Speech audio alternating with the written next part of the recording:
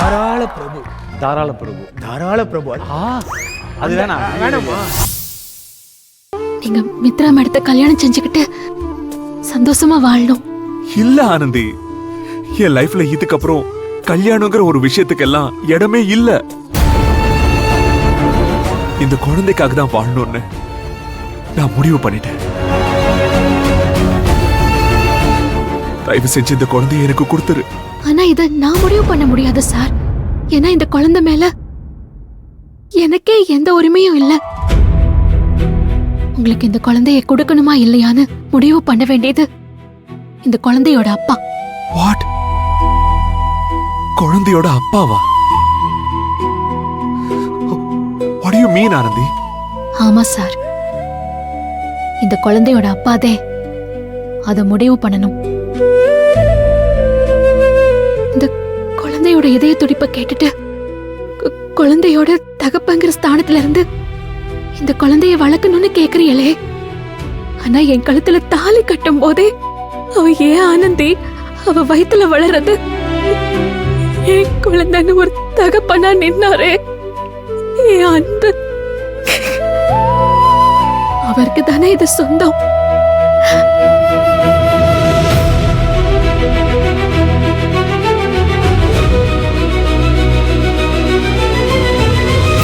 அப்பல இருந்து இந்த நிமிஷம் வரைக்கும் இந்த ஊர் உலகம் என்ன சொன்னாலும் எல்லாரையும் எதிர்த்துக்கிட்டு இது ஏன் குழந்தை, இது ஏன் குடும்பத்தோட வாரிசுன்னு அவர் சொல்றாரு. அந்த நல்ல மனசுக்கு முன்னால, அந்த பாசத்துக்கு முன்னால தகப்பங்கிற உரிமைய முதல்ல வச்ச தாய்ங்கிற ஏன் உரிமையை கூட நான் அடுத்து வச்சுதான் சார் நிக்கிறேன்.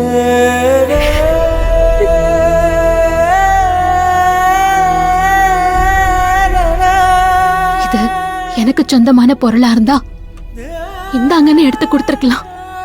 இதுக்கு சொந்தக்காரரு என் புருஷ அன்பு.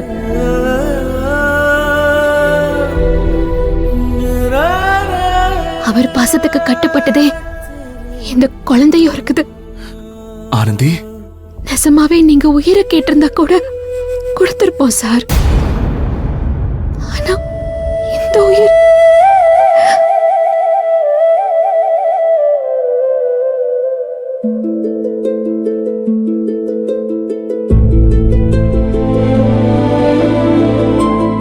உயிருக்கு அப்பா அன்புதே, அம்மா ஆனந்திதே. அப்பா அம்மா கிட்ட ஒரு குழந்தை வளரக்கூடாதுன்னு எத்தனை ஆயிரம் எத்தனை லட்சத்தை கொட்டி கொடுத்தாலும் வாங்க முடியாத சார். நாங்க உங்களுக்கு நன்றி கடன் பட்டிருக்கோம் இல்லன்னு சொல்லல. ஆனா அதுக்கு விலையா குழந்தையோட சந்தோஷத்தை கேக்குறீங்களே சார். தயவு செஞ்சு இன்னொரு தடவை இப்படி கேட்டு என்னைய கஷ்டப்படுத்தாதீங்க.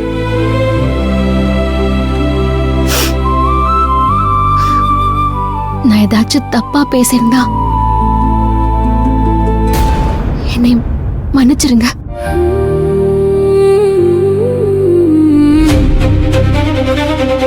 ஆனந்தி,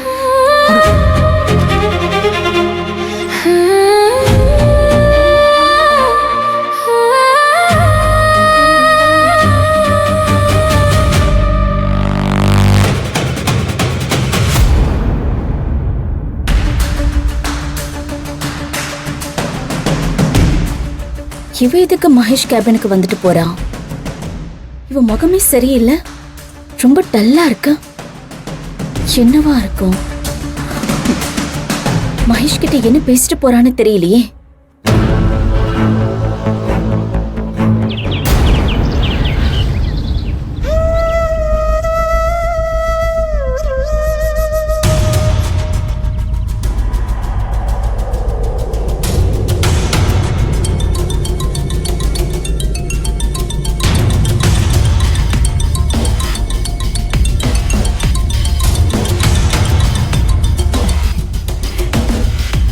துளசி, என்னம்மா திடீர்னு கால் பண்ணிருக்க?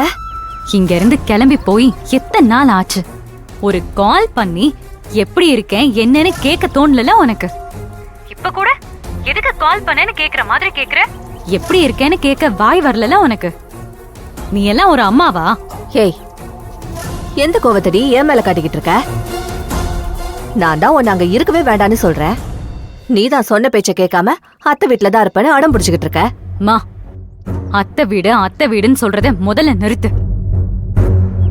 இது என் வீடு, நான் வாழ வேண்டிய வீடு.